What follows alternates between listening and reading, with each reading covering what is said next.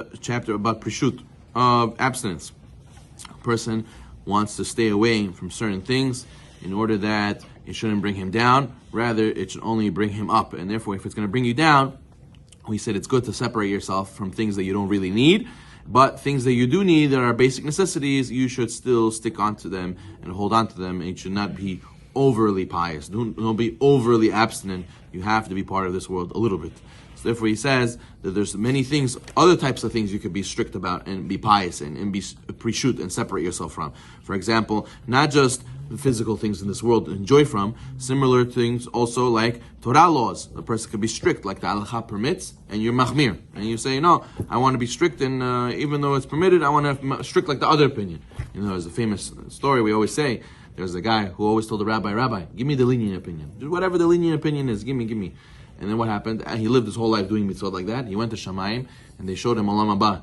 And he's maniki, 4x4. And he said to him, he asked, do I understand? All the mitzvot I did, this is my Olam Haba, so small. They said, this is Olam Haba, according to some opinions. According to some opinions, this is Olam Haba. You always follow according to some opinions? No, this is according to some opinions. So therefore, he says there's a concept also of being strict in regards to halacha, even though it's permitted, you could go out of your way to be strict and cover all the opinions. And he says that's similar when it comes to social interaction also. The person doesn't have to be friends with everybody. You know, it says in Pirkei Avot, K'neinecha chaver, acquire for yourself a friend. It doesn't say acquire yourself a chevra, acquire for yourself a group, a posse.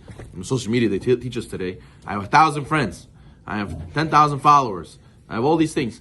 Do they mean something to you? You call them in the middle of the night, you have a flat tire, they'll come to save you? No.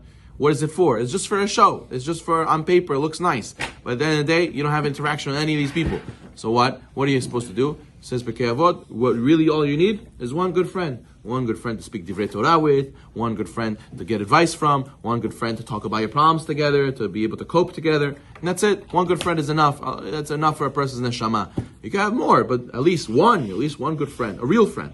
And what? Sometimes a person, he's friends with too many people, or he's in a big group of people, and those people not necessarily are the best influence for him. Right? They sometimes don't have the same mentality as him. Sometimes they can bring you down. Sometimes the things they talk about are the ideals they look up to, the values that they value are not necessarily good for you. So there's a concept of, I could be friends with these people. There's nothing wrong to be friends with these people, but I separate from them. I abstain myself from them. Why? Because I want to be on a different level. As it says, as the Mesilat Yesharim speaks, "Prishut beminhagim hu itbodedut v'havdel min hachevra medinit."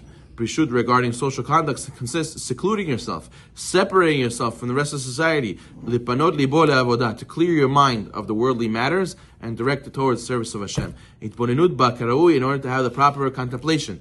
You go and you see these people, you tell them, yeah, we have to wake up and do mitzvot, learn Torah, bitul Torah. You speak about all these lofty things. It's